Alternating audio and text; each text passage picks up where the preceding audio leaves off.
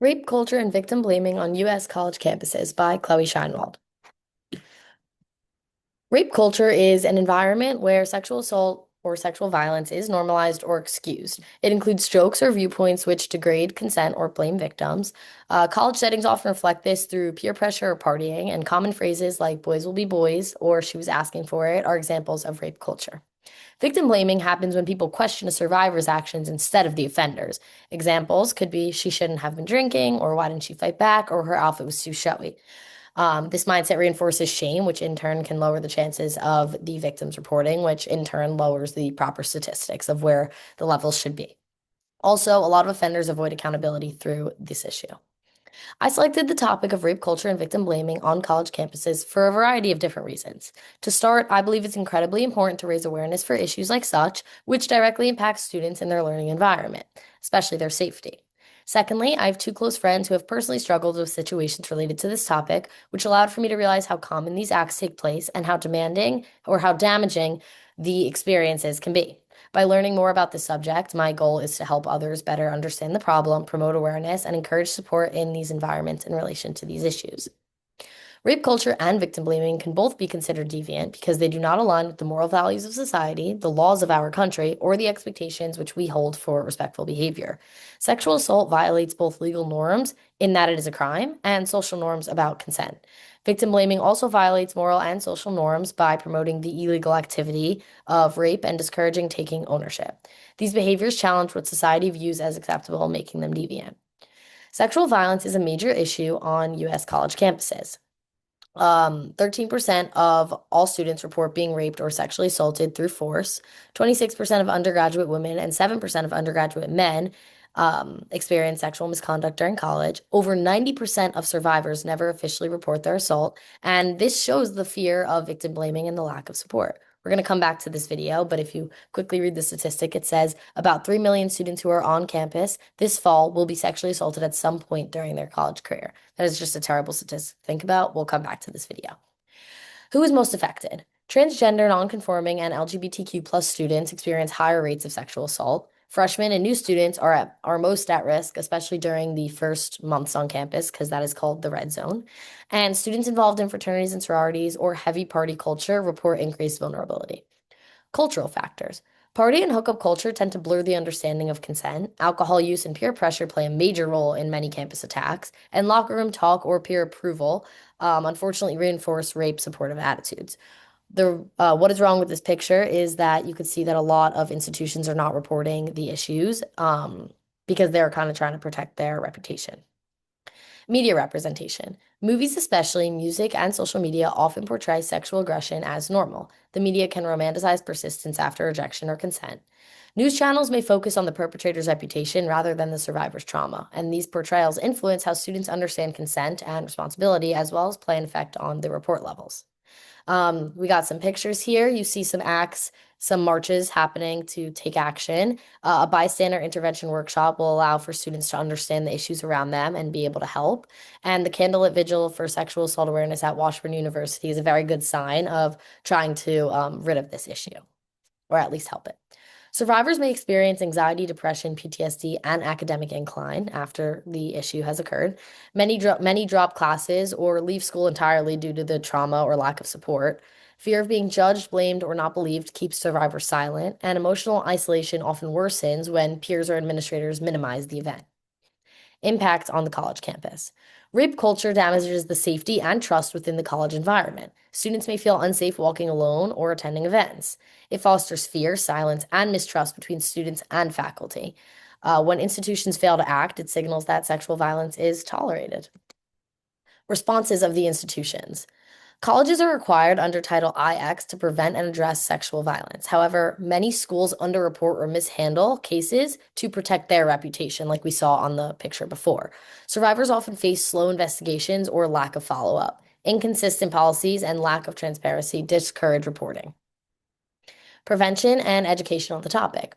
Bystander intervention programs train students to recognize and stop risky situations. Consent education workshops teach healthy communication and boundaries. Peer-led groups like It's On Us and One Love create safe discussion spaces, and effective programs focus on empathy, respect, and accountability. Here to the left, you see the NCUU Student March on Sexual Assault and Rape, and on top, you see the University of Nebraska End Rape on Campus Student-Led March. These are both great ways to work towards minimizing the issue, if not ridding it, and it's very great to see people doing things like this. Why is the issue so continuous? One, deeply rooted cultural norms about gender and sexuality keep it going. Lack of consistent education on consent from early schooling keeps it an issue. Institutional reluctance to expose misconduct publicly because they want to protect their reputation keep the issue going. Media narratives and peer cultures that excuse offenders keep the issue going. And finally, the continuous cycle is silence, blame, and lack of accountability, which keeps the problem going. Success stories and efforts. Some universities now require mandatory consent training for all students. More campuses provide confidential advocates and trauma-informed counseling. Title IX offices are adding clearer reporting options and online portals, which is great. And student activism and survivor-led organizations continue advocating for change. My reaction. Before my research on rape culture and victim blaming at colleges, I did not expect this sort of crime to be so prevalent and survivors so discouraged from reporting. Survivor accounts and statistics were the most overwhelming, and I realized how unfortunately this mentality runs into large portions of campus culture. It frustrated me that so many institutions fail to protect their students, let alone take such reports seriously. Therefore, I feel much more educated on this subject through research and survivor testimony, and more compassionate and driven to create awareness. How it changed my thinking. My perspective on campus culture and the day-to-day contacts has also shifted because of this research. It's not just that I've educated myself on what occurred, but rather that I became aware about the type of world that I want to help foster on this campus and that I would like to spread across to others. I've become increasingly aware of how I position myself in conversations about consent and how trauma sympathy is a requirement for me to never question a survivor's motives or intentions. It has also emphasized my understanding of how all students, professors, and other campus personnel play a role in rape culture prevention. I'm more equipped to respond to ignorant jokes and inappropriate comments and provide comfort to my friends who I think feel like they might have been in this position. Call to action or conclusion. Rape culture and victim blaming are serious forms of deviance that harm individuals and institutions. Awareness, empathy, and education are key to cultural change. Believe survivors. Intervene when you see a harmful behavior. Promote respect, consent, and accountability every day. Working together, we can create safer college communities. These are my references, and now we are going to watch a quick video. Talk about all of this. I mean, who wants to have the sex talk in college? I think so many people are afraid about having a grown-up conversation about it, especially on campus. Well, I don't want to get into that. Why not?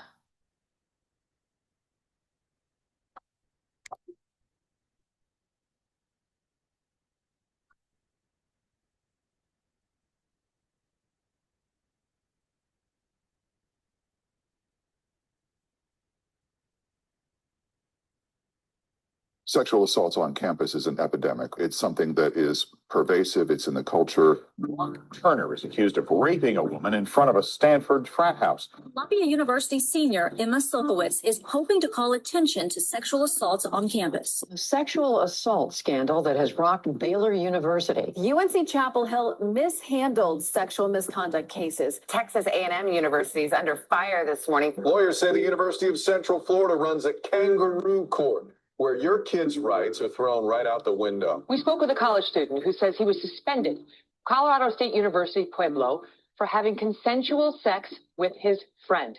One sexual assault on campus is one too many, but one person denied due process is one too many. We all need a wake-up call because what's going on is not okay. A woman who's dead drunk cannot consent. You are raping her. I really mean this. We got to talk about this.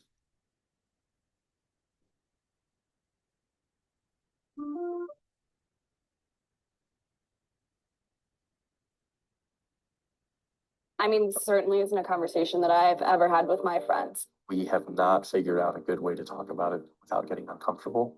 Set boundaries, sex, power, control. So unfortunately, because of the time, we cannot finish that video, but I saw what I wanted for everyone to see, and I thank you for watching.